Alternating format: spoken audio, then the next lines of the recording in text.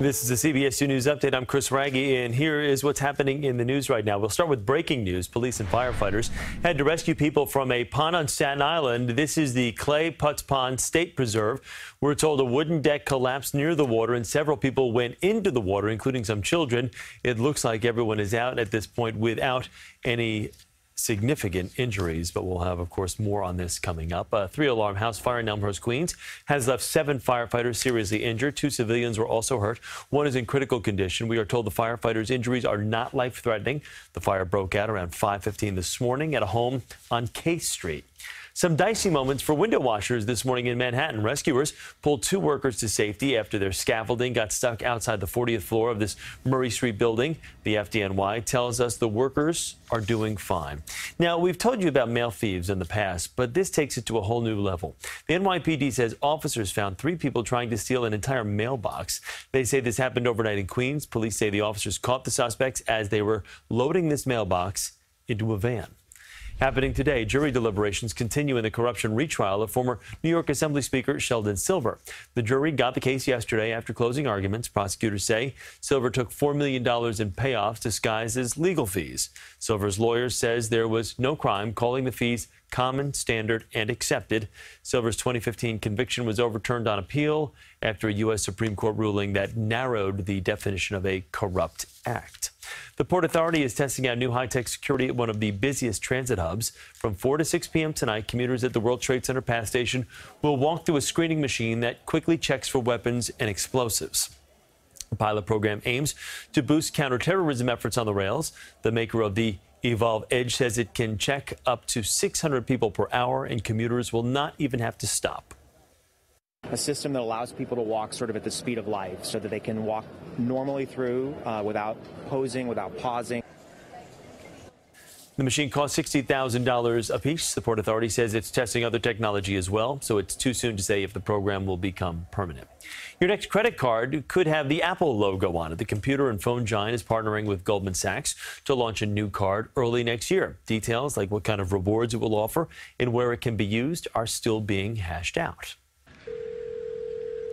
So how can I help you? Hi, I'm calling to book a women's haircut for a client. Man, it sounds lifelike, huh? On Wednesday, we showed you that demonstration of an upgrade to Google's voice assistant, which uses a human-sounding robot to set up appointments by phone.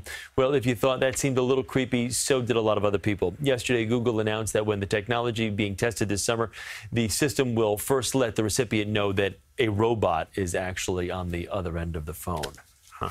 All right, let's get over to John right now with your forecast. Johnny? Hello, Chris. May I do the forecast for you?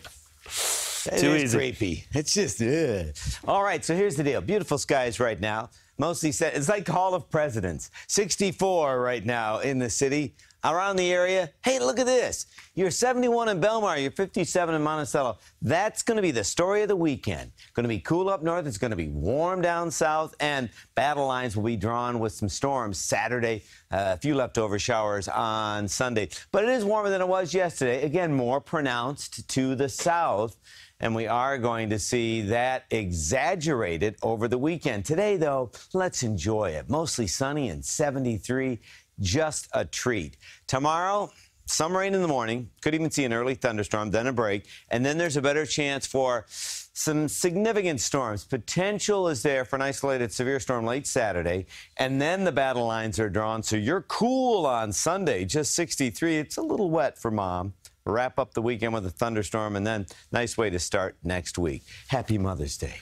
Johnny, thank you. Well, we've heard of people gaining success as social media influencers, but a lot of furry friends are getting in on the act as well. CBS2's Vanessa Murdoch shows us how one attorney turned her pet project into a successful business. Let me introduce you to a few of the most popular pets on Instagram. Tuna Melts My Heart, Oscar the Blind Cat, Diddy, and Yeti Kong. They differ dramatically in appearances and personality, but they all share one thing in common: an agent. That's right, these precious pets have representation. This is kind of the best job ever. Meet Lonnie Edwards, founder of the Dog Agency. We have dogs, we have cats, we have pigs, we have clients with 50,000 followers, we have clients with millions of followers. Edwards started representing pets 2.5 years ago after an aha experience. You see, she was running another company when Chloe came into her life.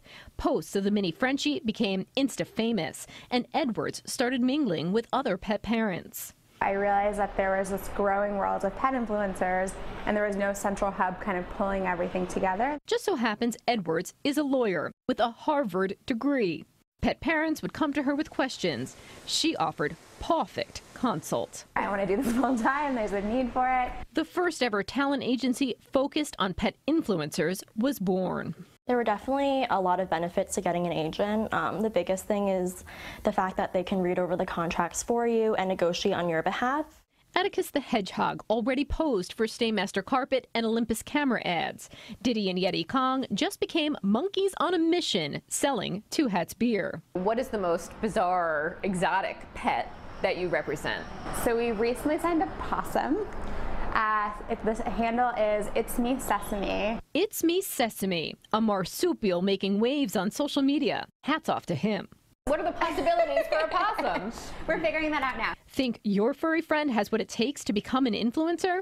Edwards advises, keep it fun. And that's what you're having. And yes, that's exactly what I'm having. Pet influencers bring home the bacon as well. Edwards tells us the dog agency's top influencers can earn $10,000 to $15,000 per piece of sponsored content. Tuna, for instance, has worked with PetSmart, Swiffer, and Target, just to name a few. That's your CBS2 News update for now. Have a happy Mother's Day to all the moms out there and a great weekend.